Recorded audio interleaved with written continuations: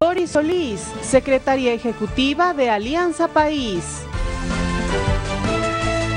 Señora secretaria, buenos días y bienvenida. La pregunta de rigor es ¿quién será el binomio de Alianza País? Se ha hablado ya, más que especulación, creo que ya es una certeza de parte del movimiento que será el ex vicepresidente Lenín Moreno, el actual vicepresidente Jorge Glass. Falta únicamente por determinar el orden, ¿es así? Marcela, buenos días, y a los amigos televidentes. Alianza País efectivamente está en un proceso de discusión interna de sus candidaturas, tanto del binomio nacional cuanto de los asambleístas nacionales y provinciales, en un proceso democrático lleno de entusiasmo, lleno de alegría, porque nos complace muchísimo tener, creo yo, los mejores líderes para continuar cambiando la patria, para continuar este proceso de la década ganada y seguir soñando en el futuro, en ese futuro que hoy podemos verlo con esperanza, porque hay un presente que ha cambiado radicalmente y positivamente para los ecuatorianos, con estabilidad política, con bienestar social, etcétera. Y como usted dice, efectivamente tenemos entre muchos cuadros dos grandes líderes del movimiento y de la revolución. Doctora. No están escogidos aún porque la instancia que tiene que determinar nuestro binomio es la Convención Nacional, la quinta Convención Nacional, que se realizará el 1 de octubre en el Estadio del Aucas, con alrededor de 40.000 militantes. Todas las autoridades del movimiento son convocadas estatutariamente por un padrón, digamos, tendremos la presencia de todos nuestros directores, miembros de la directiva nacional, comisiones, líderes de los CRCs. Tenemos en este momento ya más de 8.000 comités de la Revolución Ciudadana, y quiero darle un dato importante y a la ciudadanía. 1.350.000 afiliados de Alianza País. Esto de lejos nos convierte en la primera fuerza política en organización y, por supuesto, en adhesión del pueblo ecuatoriano. Pero el 1 de octubre en la convención ya van con nombres definidos, es decir, ustedes ya saben cuál es el binomio que van a proponer y seguramente esto ya está definido con antelación, como tiene que ser.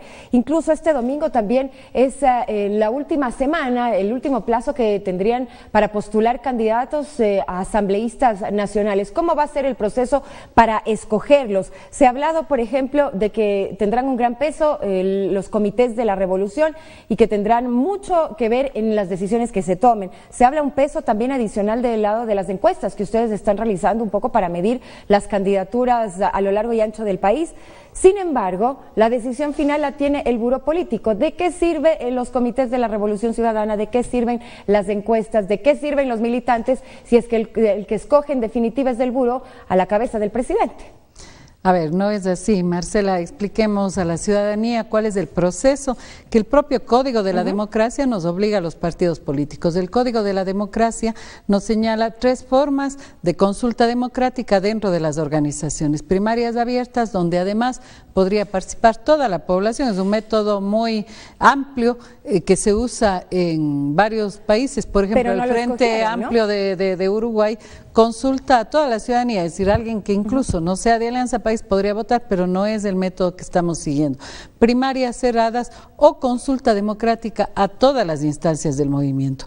Es muy diferente a como usted lo ha planteado. ¿Qué quiere decir? ¿Qué quiere decir? Que los CRCs, los comités de la Revolución Ciudadana, proponen diferentes precandidatos hacia la dirección provincial, hacia la dirección nacional y nuestro buró.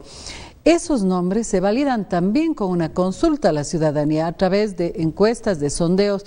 ¿Por qué? Porque podemos tener cuadros muy importantes y muy prestigiados dentro de la organización, pero no necesariamente con todo el apoyo en la ciudadanía. Y ambas cosas son muy importantes, no es la una o la otra. Creemos que podremos tener cuadros con ambos requisitos, pero este es un proceso de deliberación pausada, reflexiva, que tiene que tomar el tiempo.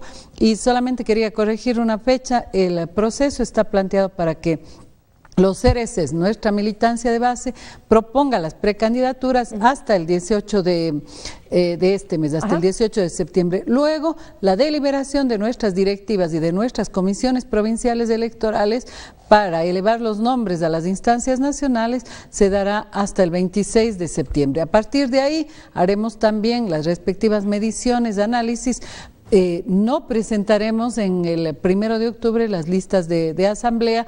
Usted sabe que... Nacionales sí, pero tenía entendido, ¿tampoco lo van a hacer? Creo que no. Vamos a darnos el tiempo para este análisis y presentaremos ya la inscripción de candidaturas en el plazo que el Consejo Electoral plantea, que es desde el 18 de octubre al 18 de noviembre. Al método de designación interna ya del movimiento, de acuerdo a lo que usted señala, doctor, entonces van a primar los cuadros conocidos, evidentemente, porque si hacen encuestas probablemente pueda haber una persona que no sea tan conocida, pero que reúna las condiciones para ser, digo yo, candidato asambleísta. Evidentemente no va a tener ese respaldo popular y probablemente van a terminar cometiendo errores como los del 2014, en donde todo este lobby político los llevó a perder reductos muy importantes, precisamente porque primaron otras cosas, entre ellos, por ejemplo, los compadrazgos políticos.